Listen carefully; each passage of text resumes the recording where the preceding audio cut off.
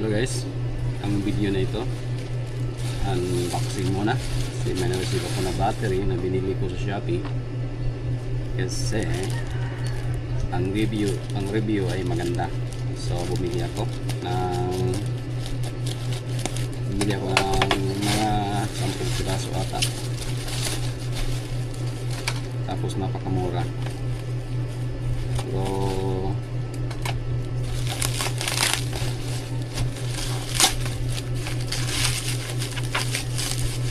wala ko isa kong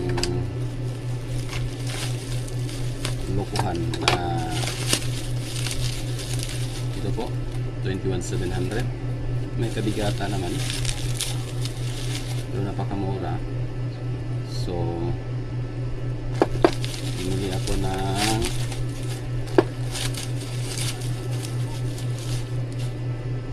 ito 4,000 milliamp.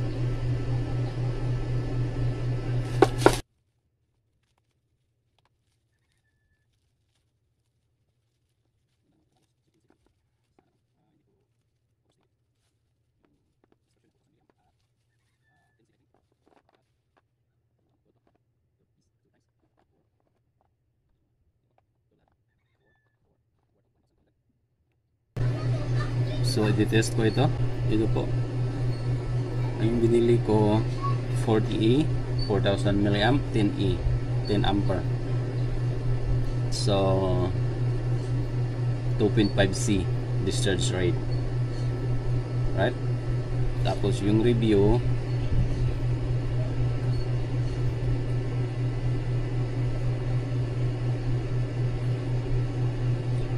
binasa ko yung review, medyo may kagandahan, maganda yung review, sana ho totoo. So i-test ko to, tingnan mo yung mga ginagawa nila, yung pinupost nila after they purchase and they build it into battery pack. So yung magandang review, most of it. So i-test ko yan dito.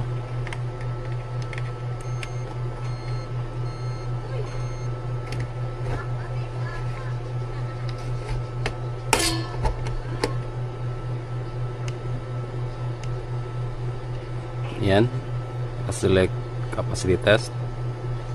Sana ho 4,000 milliamp ito.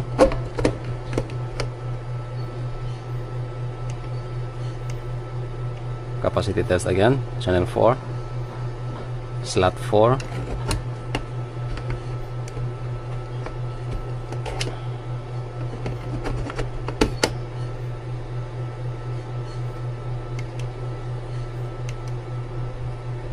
slot 3, capacity test again,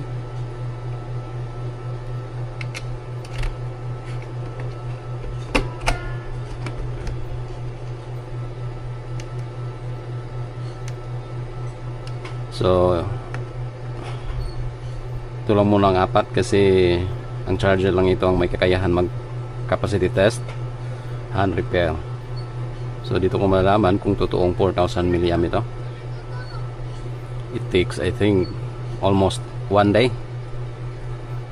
Balikan ko yan after, maybe tomorrow.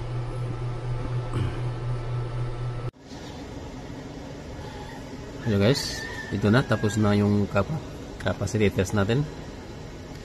Channel 1, 4.2, 4.20 volts, 54 milliamps AR resistant on this charger. And the capacity is 4.236 or 4,236 milliamp at channel 1 or slot 1. So we go at channel 2, still the same, 4,241 milliamp. Channel 3 or slot 3, 4.1 or 4,148 milliamp. Slot 4 or channel 4, 4,267 milliamp.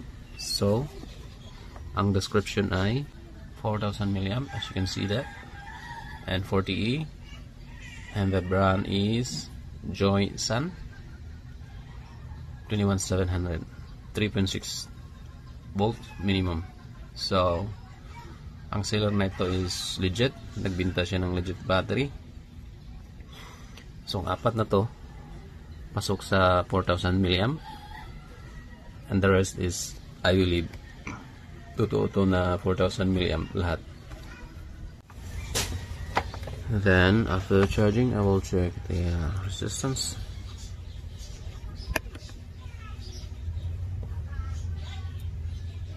Our resistance is 16.3, 16.187 milliamps. The ER resistance is 4.1 volts, and 16.904 milliamps the ER resistance, and 4.1 volts.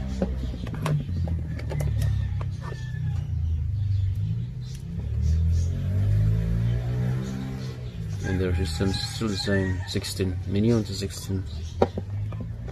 That means this battery is legit. It is minimum for 16 milliamps. So this battery, I confirm that this battery is legit, and the seller so a battery is also true rated and good quality. So guys, kung meron kayong katanungan patungkol dito sa battery na to, comment to the comment section box. Don't worry, ilagay ko yung seller link under the video description, and I hope that you won't forget to subscribe to my channel. Thank you for watching. Until next time.